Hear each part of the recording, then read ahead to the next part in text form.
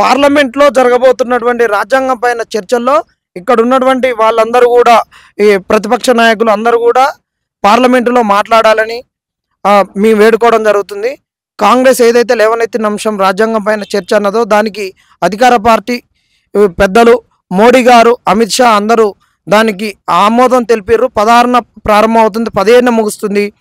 రాజ్యాంగం యొక్క మౌలిక సూత్రాలకు వ్యతిరేకంగా ఉన్నటువంటి 29 జీవో గురించి పార్లమెంటులో ప్రతి నాయకుడు మాట్లాడాలనే ఉద్దేశంతో అన్ని పార్టీలకు కూడా మేము లెటర్లు ఇవ్వడం జరుగుతుంది.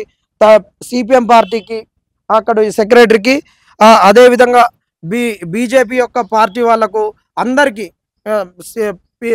మన ఉన్న బీఆర్ఎస్ అయితేంది, ఎంఐఎం అయితేంది, అన్ని పార్టీలకు కూడా మేము లెటర్లు ఇస్తున్నాం. రేపు వాళ్ళ పార్టీలలోకి వెళ్ళి అక్కడ పార్టీ కార్యాలయాల్లోకి వెళ్ళి వాళ్ళందరికీ లెటర్లు ఇస్తాం. అది అక్కడ వాళ్ళు ఖచ్చితంగా పార్లమెంటులో ఈ 29 జీవో గురించి మాట్లాడాలి.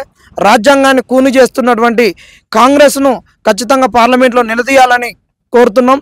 అక్కడ మాట్లాడుతున్నటువంటి రాహుల్ గాంధీని ఇక్కడున్న ప్రతిపక్షాలన్నీ కూడా నిలదీసి మీ పార్టీ తెలంగాణలో అధికారంలో ఉండి ఏ విధంగా 29 జీవోని తీసుకొచ్చి రాజ్యాంగాన్ని తుంగలో దొక్కిందో దాని గురించి మీరు నిలదీయాలి.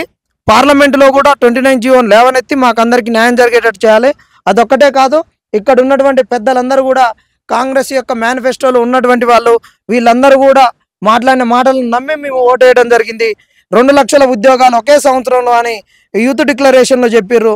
అంతేకాకుండా మేనిఫెస్టోలో చెప్పారు. ఈరోజు శ్రీధర్ బాబు గారు ఏం చెప్తున్నాడంటే మేము ఒక్క సంవత్సరంలో 2 లక్షల ఉద్యోగాలని ఎక్కడ చెప్పలేదు, మీరు అనుకుంటున్నారు, మీరు అన్వయించుకుంటున్నారు ఆ విధంగా, కానీ మేము చెప్పింది అలా కాదని చెప్పారు.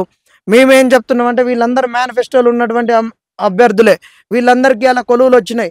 ఆయనకు ఎమ్మెల్సీ వచ్చింది, నాకు మంత్రి పదవి వచ్చింది, కోదండరామ్ రెడ్డి గారికి ఎమ్మెల్సీ వచ్చింది, రియాజ్ గారికి గ్రంథాలయ సంస్థ చైర్మన్ వచ్చింది, మురళి గారికి విద్యా కమిషన్ చైర్మన్ వచ్చింది, ఆల్దార్ జానాకి వీసీ పదవి వచ్చింది.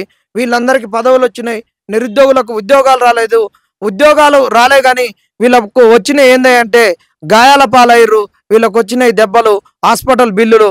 కాబట్టి ఇక్కడ ఉన్నటువంటి ప్రతిపక్ష నాయకులు జరుగుతున్న అసెంబ్లీలో 2 లక్షల ఉద్యోగాల నుంచి నిరుద్యోగులను ఏ విధంగా మోసం చేసిర్రో దాన్ని ఆ అంశం పైన కాంగ్రెస్ నిలదీయాలని అన్ని పార్టీలను కోరడం జరుగుతుంది.